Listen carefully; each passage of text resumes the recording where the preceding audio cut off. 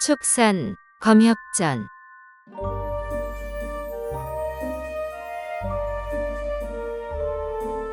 40화. 자운사의 최후.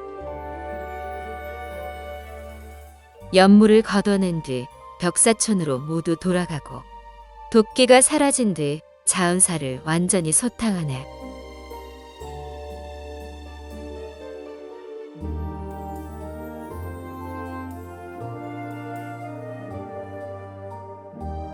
삼사리쯤 날아갔을 때 아무도 쫓아오지 않는 것을 확인하고 겨우 한숨 돌리는데 정면 방향에서 타공성이 울렸다. 불안해하며 유심히 살피는데 다행히 같은 편이었다. 반가운 마음에 얼른 날아가 보니 두 동문 사숙이었다. 황갈색 승려복을 입은 승려는 생김새가 기괴하기 짝이 없었다.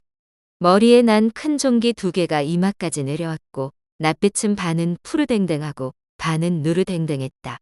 콧구멍이 훤히 들여다 보이는 심한 들창코에 뻐드렁니가 삐죽 튀어나왔다. 반면 그 옆에 도이는 이목구비가 또렷한 데다 여인처럼 곱상했고 속세의 초연한 분위기를 풍겼다. 승려는 운남사리온산 낙홍국의 1월승 처녀이고 도이는 오랫동안 기주천살령 만수산에 응거한 오대파 고수 중 한 명인 현도우사 이면이다. 울지원이 두 사람을 불러 세운 후 지상에 내려서서 정중히 예를 갖추었다. 자네, 낯빛이 왜 그런가? 이면의 물음에 울지원이 자운사이를 낱낱이 고했다. 이면은 의중을 드러내지 않았으나 천효는 노발대발하며 분을 감추지 못했다. 아미파 놈들이 아주 기고만장이로구나. 내 절대 가만두지 않을 것이다. 어서 자운사에 가서 그 어린 놈들 숨통부터 끊어놓고 벽사촌에 가서 효월과 함께 사생 결단을 내야겠다. 천효와 이면은 사부인 태을 혼원 조사가 아미산 대결에서 죽은 뒤 속세와 인연을 끊고 운남과 기주 남방 일대에 응거하며 수련에 전념했다. 그런 까닭에 오대파에서도 이들의 행방을 아는 사람이 거의 없었다. 10년 전 울지원의 사부, 초삼이 세상을 떠났을 때 어떻게 소식을 전해 들었는지 두 사람이 찾아와 함께 장례를 치렀다. 당시 두 사람은 물 한 개가 자욱한 동정호 풍취에 젖어 울지원의 동굴에서 반년간 머무르다가 간다는 말도 없이 사라졌다. 그 후로 울지원도 두 사람의 행적을 알지 못했다. 그런데 허비랑이 어떻게 그들의 거처를 알았는지 그들을 부추겨 기어코 이번 대결에 나서게 만든 것이었다. 사정상 직접 나설 수 없었던 허비랑은 간곡하고 애끓는 바람을 서신에 적어 천효의 오랜 버신 음장태에게 전해달라고 부탁했다. 나는 지금 와신 상담하며 결전을 준비하고 있어 당장은 직접 모습을 드러낼 수 없소. 부디 양해 바라오. 이번 대결에 여러 실력자가 참여할 것인데 만약 운이 따라주어 승리한다면 아미파 기세를 크게 꺾을 수 있을 것이오. 아울러 두 분이 효월 선사와 주도하여 흩어졌던 선후배 동문을 모아 오대파 재건을 위한 기초를 마련해 주시오. 곧 아미파와 정식으로 대결해 태어혼원 조사에 피맺힌 원한을 반드시 갚을 것이오. 그러니 이번 대결에 꼭 참여해 승리를 이끌어 주시오. 간곡히 부탁드리오. 마음이 동한 천효는 허비랑의 서신을 가지고 당장 이면을 찾아갔다. 그러나 생각이 깊고 지략이 뛰어난 이면은 남의 손을 빌어 오대파를 재건하려는 허비랑의 속셈을 단번에 꿰뚫어 보았다.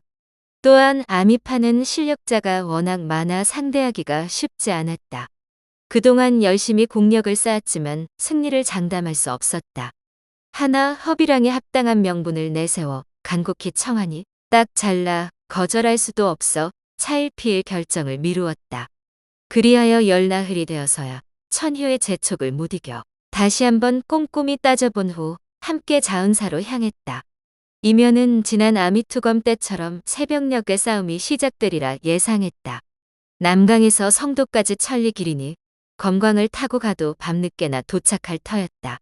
그때 대결 상황을 봐서 효월이 우세하면 기꺼이 뛰어들어 돕고 질 것 같으면 조용히 물러날 생각이었다. 한데 이면의 속을 모르고 마음이 급했던 천효가 발걸음을 재촉한 탓에 예정보다 일찍 자운사 부근에 도착했다. 그리고 우연히 울지연을 만나 자은사 상황이 심상치 않다는 소식을 들은 것이다. 천유가 자은사를 기습한 아미파 중에는 대단한 고수가 없을 것이니 먼저 자은사로 가자고 제안했고 이면도 적극 동의했다. 두 사람은 울지연의 안내를 받아 자은사 대전 앞마당에 도착했다.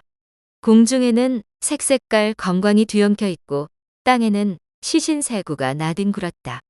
명주와 지통 단 두 사람만 살아남아 필사적으로 동원기, 옥청, 주경운을 막아내고 있었다. 이면은 승천하는 용처럼 변화무쌍하고 강한 기운을 뿜어내는 아미파의 검광을 보고 내심 놀랐다.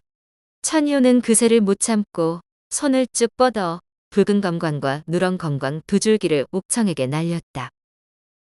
그동안 옥청과 동원기는 어떤 활약을 펼치고 있었을까?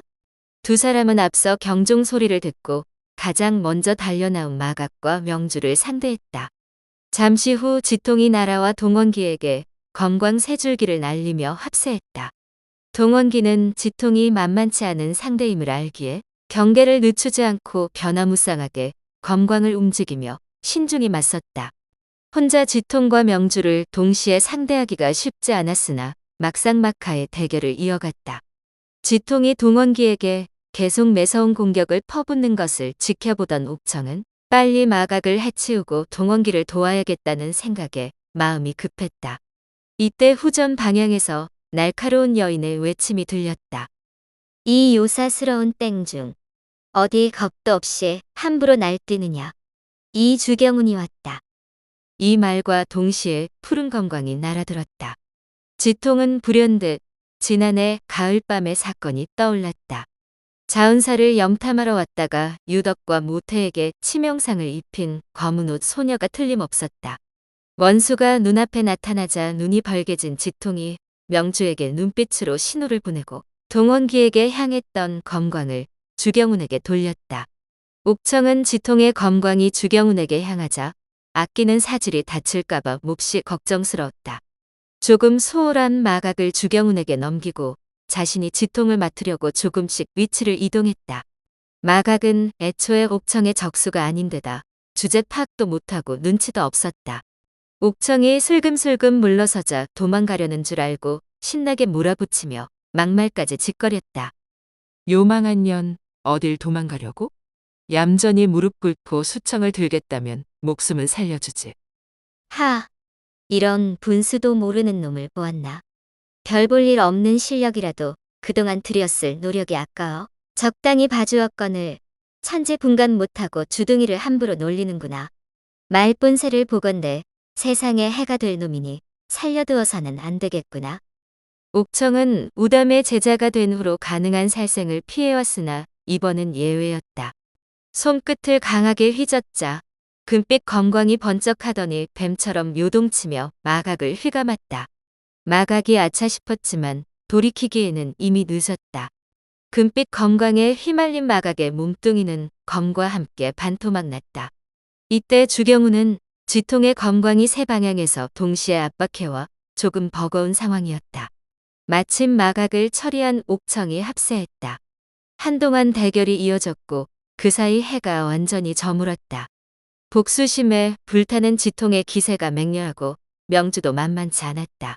옥청은 자은사 상황을 둘러보기로 한 소화상과 손남이 돌아오지 않아 싸움이 길어지니 조금 답답하고 난감했다. 이러다 누구 하나 다치기라도 하면 선배들 볼 면목이 없는데. 아무래도 빨리 끝내야겠다 싶어 숨겨두었던 좌우 화운침을 한 움큼 꺼내 명주에게 날렸다. 동원기의 검광을 막아내느라 진땀을 흘리던 명주는 가느다란 불꽃 수십 개가 날아오자 즐겁하며 비명을 질렀다. 으악! 그리고는 재빨리 몸을 틀어 공중으로 솟구쳤다. 가까스로 위기를 모면했으나 왼쪽 다리 두 곳에 좌우 화운침을 맞아 극심한 통증이 몰려왔다. 하지만 조금만 빈틈을 보여도 목이 달아날 상황이었다.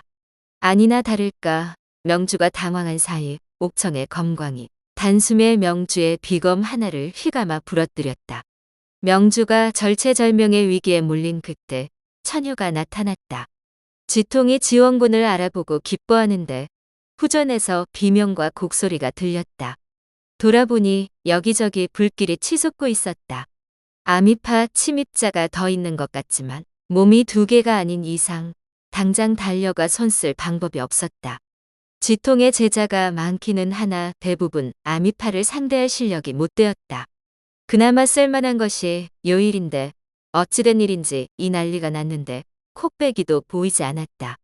오랜 세월 공들여 세운 자은사가 하루아침에 잿더미가 될 판이었다. 효월이 승리를 거두고 돌아온다 해도 재건하기는 쉽지 않을 것이다. 아미파 놈들이 절대 손 놓고 보고만 있지 않을 테니까. 지통이 비통한 마음에 바득바득 이를 갈며 다시 죽기 살기로 검광을 날렸다. 여러 줄기 검광이 회오리처럼 뒤엉켜 강한 기운을 뿜어냈다. 한치의 양보도 없는 격렬한 싸움이 이어지는데 갑자기 구름이 걷히고 환한 달빛이 쏟아져 대전마당이 대낮처럼 밝아졌다. 양측 모두 더욱 사력을 다했다. 명주는 다리 통증이 점점 심해지는데 동원기의 검광이 더욱 거세지니 도저히 버틸 수가 없었다. 도망치려는 순간 무언가 날아와 허리를 강타해 중심을 잃고 몸이 기우뚱했다. 바로 이어 하얀 검광이 목덜미로 날아오는 것이 보였다. 미처 검광을 거둘 새가 없어 훌쩍 몸을 솟구치면서 손을 들어 막았다. 하얀 검광이 5 손가락을 단숨에 잘라버리고 다시 허리를 노렸다. 명주는 연이어 손과 다리에 큰 부상을 입어 매우 고통스러웠으나 목숨이 경각에 달린 상황이라 이를 악물고 검광을 향해 돌진했다. 재빨리 남은 검 하나를 회수해 신검 합의를 이루어 쏜살같이 동남쪽으로 도망쳤다.